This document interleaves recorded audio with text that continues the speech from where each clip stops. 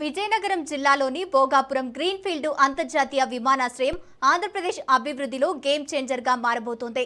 ఉత్తరాంధ్ర వాసుల చిరకాల స్వప్నమైన భోగాపురం అంతర్జాతీయ విమానాశ్రయానికి ట్రయల్ రన్ గా జనవరి 4న తొలి వాణిజ్య విమానం దిగింది.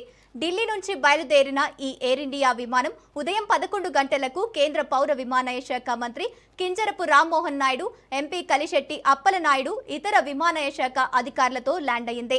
ఈ చివరి ట్రయల్ రన్ విజయవంతమైన తరువాత ఈ జూన్ నెల నుండి ఎయిర్పోర్టు నుంచి రాకపోకలు సాగించేందుకు సిద్ధంగా ఉన్న ఇతర విమానయాన సంస్థలతో మంత్రిత్వ శాఖ చర్చలు జరిపింది.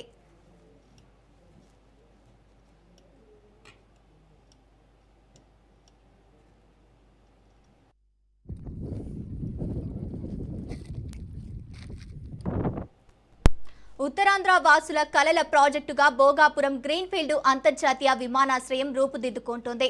భోగాపురం విమానాశ్రయం అందుబాటులోకి వస్తే విశాఖపట్నం దక్షిణ భారతదేశంలోనే ఒక ప్రధాన ఆర్థిక కేంద్రంగా మారుతుంది.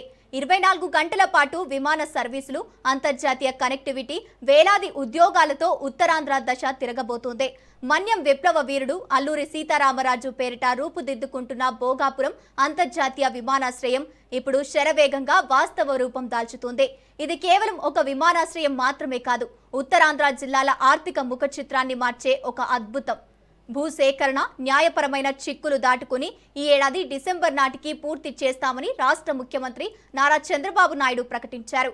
ప్రస్తుతం కేంద్ర పౌర విమానయాన శాఖ మంత్రి కింజరపు రామ్మోహన్ నాయుడు పర్యవేక్షణలో పనులు ఊహించని వేగంతో సాగుతున్నాయి. జిల్లా కలెక్టర్ రామ్ సుందర్ రెడ్డి ఎప్పటికప్పుడు పనుల పురోగతిపై సమీక్షిస్తూ మౌలిక వసతుల కల్పన వేగంగా జరిగేలా చూస్తున్నారు.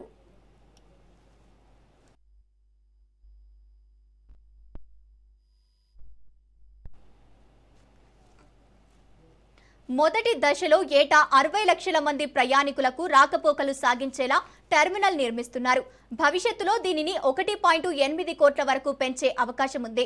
డిసెంబర్ 2025 నాటికి 96% పైగా పనులు పూర్తయ్యాయి.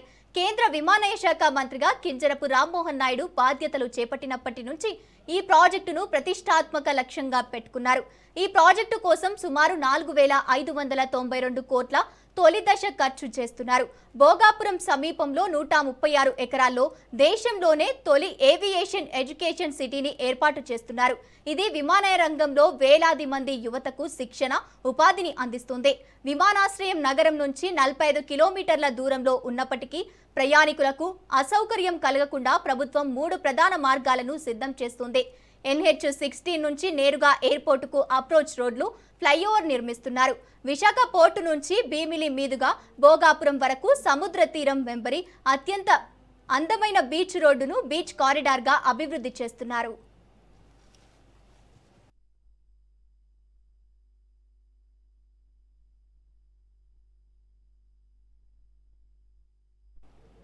ఈ ప్రాజెక్టు వల్ల ప్రత్యక్షంగా మరియు పరోక్షంగా వేలాది మందికి ఉపాధి లభించనుంది. ఎయిర్పోర్టు నిర్వహణ, గ్రౌండ్ స్టాఫ్, సెక్యూరిటీ, టికెటింగ్ మరియు కార్గో హ్యాండ్లింగ్ లో సుమారు 5,000 నుంచి 10,000 మందికి ఉద్యోగాలు వచ్చే అవకాశం ఉంది.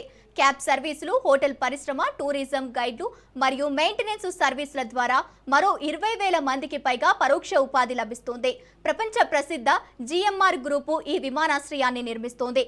దీనికి పనుల కాంట్రాక్టును L&T సంస్థ చేపడుతోంది. వీరు 40 ఏళ్ల పాటు నిర్వహణ బాధ్యతలు చేపడతారు. సుమారు 3.8 కిలోమీటర్ల పొడవైన రన్వేను ఇక్కడ నిర్మిస్తున్నారు.